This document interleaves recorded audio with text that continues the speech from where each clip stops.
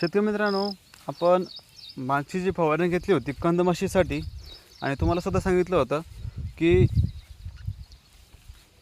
कंदमाशीच्या नियंत्रणासाठी आपल्याला कोणत्या औषधाची फवारणी घ्यायची आहे.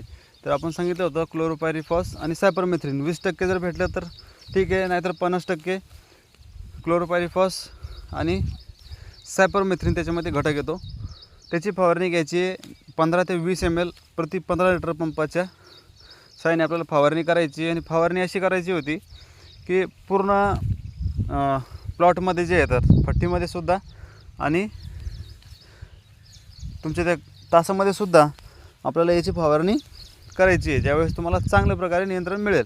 आता काय झालं आहे, आज आपण या प्लॉटमध्ये आलो आहे, तर कुठं मोठं जे आहे तर म्हणजे खूप कमी प्रमाणात गवत नाही. आपल्याला परत जी आहे तर कंदमाशी दिसते, त्यासाठी आपल्याला परत एक रिपीट करायची आहे फवारणी.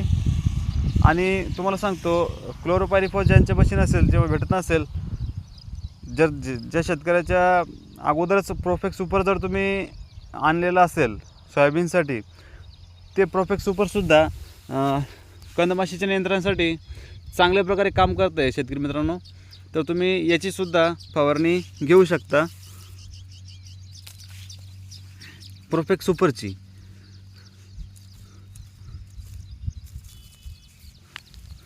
तर शेतकरी मित्रांनो, तुम्हीसुद्धा तुमच्या प्लॉटमध्ये निरीक्षण करा आणि कंदमाशीचा बंदोबस्त लवकरात लवकर करा, जेणेकरून हीच कंदमाशीचे आळे जे आहेत कंदामध्ये खाली जाऊन छोटे असतात, नंतर मोठे होतात आणि ते कंदाचे पूर्ण जे आहे तो खाऊन आतून कोतडून पूर्ण कंद जो आहे तो प्लॉट खराब करू शकतात.